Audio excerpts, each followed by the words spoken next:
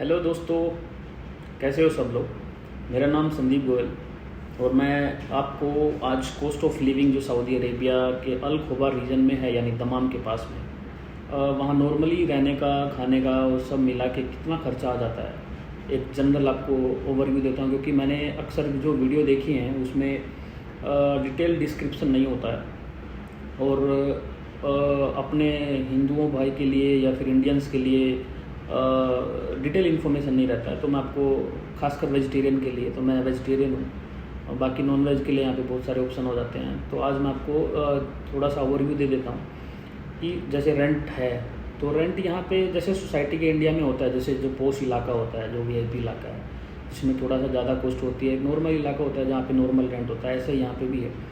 जहाँ पे आपको अगर थोड़ा वीआईपी इलाके में लेना है तो आपको फर्निश्ड रूम भी मिल जाते हैं, अनफर्निश्ड रूम भी मिल जाते हैं। तो नॉर्मली जो रेंट यहाँ पे रहता है वो 1200-1300 जो यहाँ की करेंसी है अपना रियाल, उसके हिसाब से आपको रहता है। तो अगर आप देखोगे, अगर 1200-1300 जनरल कैलकुलेट करोगे तो 22 से आप मल्टीप्लाई करके आप उसको कैलकुलेट कर सकते हो, विच इज़ इक्वल टू 20,000 और 30,000 जो नॉर्मली मिलता है। बाकी अगर आप बैचलर हो तो यहाँ पे 300 रियाल से लेके 800 रियाल तक भी अच्छा घर मिल जाता है।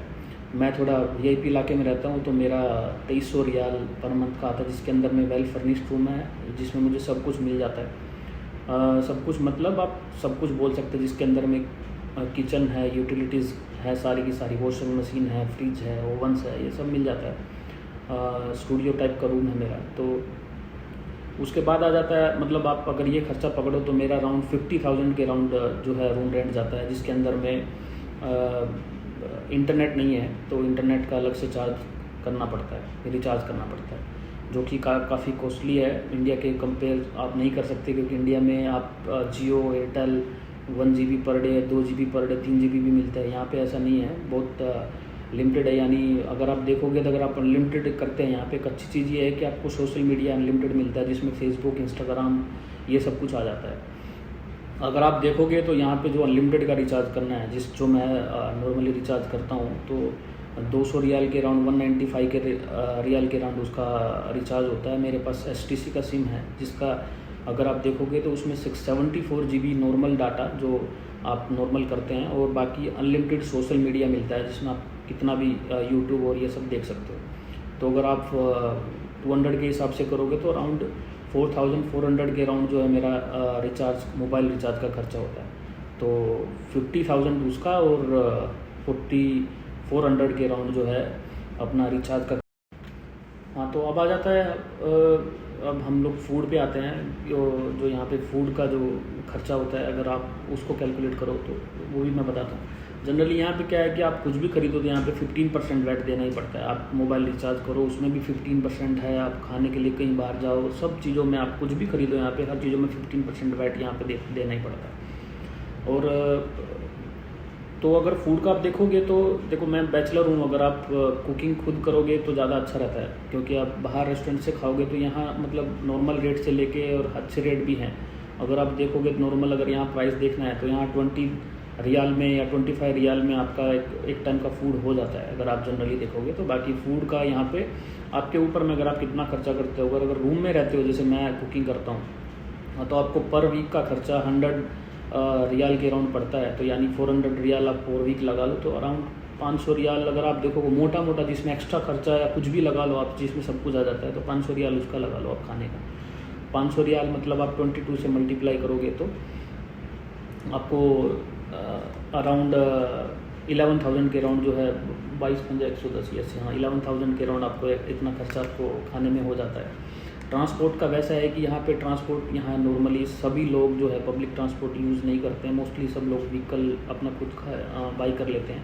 अगर आप यहाँ, और यहाँ पे यूज्ड कार मिल जाती हैं, जो यूज्ड कार हैं, अच्छी कार हैं, जो 30,000, 40,000 रियाल या 60-50,000 रियाल, ये सब कॉस्ट में पड़ जाती हैं आपको। तो पेट्रोल यहाँ पे बहुत ज़्यादा सस्ता है। तो पेट्रोल डीजल के अगर कंपेयर करोगे तो यहाँ पे 2 रुपये, मतलब यहाँ के 2 रियाल अराउंड 40 रियाल, 40 रुपीज़ या 50 रुपीज़ इंडिया के हिसाब से करोगे तो इतना तेल का खर्चा आता है, तो बहुत चीप है। और जनरली ऑफिस जिनका रहता है, कोई फैक्ट्री में काम करते तो उनकी कंपनी गाड़ियाँ रहती है जिनमें वो लोग आते जाते हैं, तो उनको कुछ प्रॉब्लम नहीं होती है। बट अगर आप पर्सनल यहाँ पे रहना चाहते हो तो आपको खुद से यहाँ पे गाड़ी बाई करना पड़ेगा। पब्लिक ट्रांसपोर्ट के लिए लिमिटेड ऑप्शंस हैं, क्योंकि ज़्यादा दूर तक यहाँ पे पब्लिक ट्रांसपोर्ट जाता नहीं है, तो आपको खुद से ही गाड़ी खरीदनी पड़ेगी। तो रिचार्ज बता दिया, ये सब बता दिया। तो 50,000 आप घर का रेंट लगा लो और नियर अबाउट 5,000 रुपये आपका मोबाइल का रिचार्ज वगैरह लगा लो। और अगर आप एवरेज गाड़ी का तेल और ये सब पकड़ते हो, खुद से कर रहे हो, तो आप 5,000 रुपये तक आप खुद का ये लगा लो। अगर आप गाड़ी रेंट खुद से ख़रीदते हो तो उसकी अगर किस्त अगर पकड़ते हो आप, तो यानी 20,000 के अराउंड या 30,000 पकड़ लो। 30,000 आपकी गाड़ी की किस्त जाएगी अगर आप गाड़ी से लेते हो। इसके अलावा आपका फूड रेस्टोरेंट का खर्चा यानी 500 जो मैंने बोला था, 11,000 बोल सकते हैं। मेड और कुक यहाँ पे बहुत महंगे हैं, तो आप उन पे मत जाओ, खुद से ट्राई करने में बेटर है।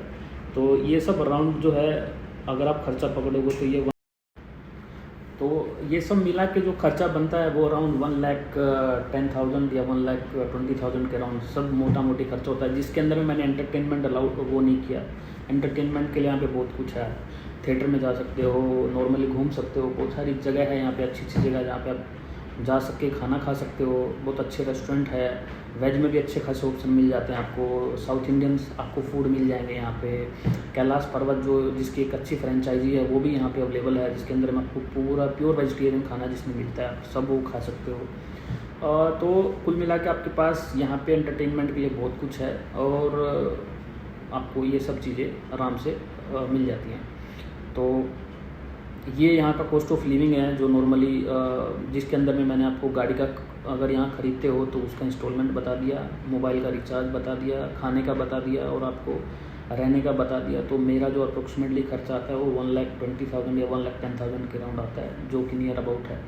और बाकी उसके हिसाब से आप कैलकुलेट कर सकते हो। हाँ, ये नॉर्मल ज़िंदगी जो मैं बता रहा हूँ कि एज ए जो अगर यहाँ पे वर्कर जो लोग आते हैं, जो भी नॉर्मल टैक्सी ड्राइवर है या वो है जो, तो बहुत उनके लिए भी कॉस्ट ऑफ लिविंग में इतना ज़्यादा फ़र्क नहीं है, क्योंकि वो सस्ता यहाँ पे रह सकते हैं। ऐसा नहीं है कि यहाँ पे सब बहुत महंगा है, बहुत सस्ते इलाके भी हैं जहाँ पे अराउंड 40,000 या 40,000 में या 20,000 में 30,000 में भी पूरा मंथ वो आराम से निकाल लेते हैं। क्योंकि यहाँ पे मोस्टली जो ओनर्स हैं या फैक्ट्री के जो भी हैं वो उनको खुद अकोमोडेशन देते हैं, तो उनको रहने का कोई खर्चा होता नहीं है। जिसको खुद से रहना है तो उनके लिए यहाँ पे सस्ते से लेके और अच्छे वाले सब टाइप के रूम मिलते हैं, सब टाइप का खर्चा यहाँ पे कर सकते हैं। डिपेंड करता है आप कैसे माहौल में और किस एरिया में रहते हो।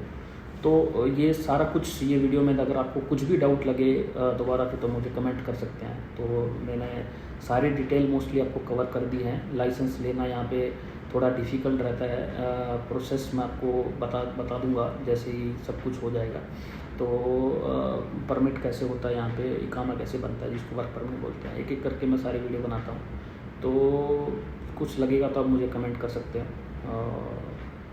Thank you.